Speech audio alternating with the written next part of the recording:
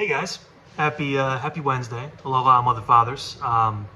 This is a little different. We're doing our NXT Kyle Reacts now here Wednesday afternoon because I couldn't be bothered to watch it last night, so I watched it this morning while working, and we're on lunch. So that means it's time to record, and let's break it down. Some things we liked, some things we did not like from the show from last night. Of course, again, talking WWE NXT, and we'll get to tonight in a second. But first, the presentation of Darkside, or Darkstate, like Anthony calls it, but Darkstate, really good. I was actually really impressed with that. Interfering in multiple matches, being all over the show. There's a lot of talent in that group.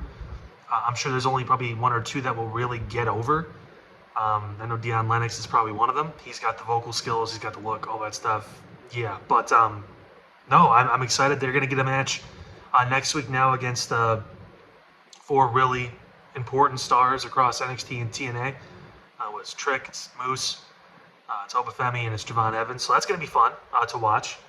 But nevertheless, good to see they're getting presented as a serious group. This is what I was hoping that the Wyatt Six would turn into over on SmackDown, kind of putting their hands in every little thing and kind of making themselves known, mainly, Bo Dallas, but they haven't gotten to that point yet. But they're booking Darkstate now like a more serious group, so I like that. Also, I actually like Thea Hale and Nia Jax. It's the age-old story of David versus Goliath. If David has an anger problem and Goliath has been on the main roster for a long time and didn't have a story, so let's throw it down NXT. But no, I was impressed. Nia actually got Nia chance, which doesn't normally happen, so that was cool. I'm a fan of Thea Hale too. Just the energy, the spark plug stuff is great. If she can cut a really good promo, she could be kind of like the female version of Sami Zayn if she could eventually get there, because she'll have people behind her. She can get sympathy and fire up at a really nice level. So I also loved the Trick segment with Oba and the whole gang. I put Trick and Gang. It sounds like a throwback R&B band, but nevertheless, it was a good segment. Darkstate obviously interfered at the end, but those four in the ring made a lot of sense, and there's not really anyone else, because Ricky Saints is doing something else, because Ethan Page, who we'll talk about in a second, is in a different kind of zone right now, so to speak.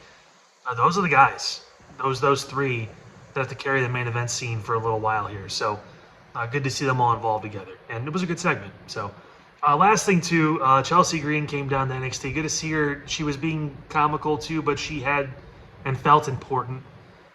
With Ethan Page, great, tandem, tag team. Tavion Heights, obviously. Spoiler, it's probably going to be Ren Sinclair, who they end up doing a mixed tag with. Chelsea has been adamant about being able to take bumps from guys, and she's got crazy footage out there. We're working with like Penta and everyone else, so excited to see her maybe be able to branch a little more into the wrestling side of things. On Ethan Page's money. I mean, he's next to Dom.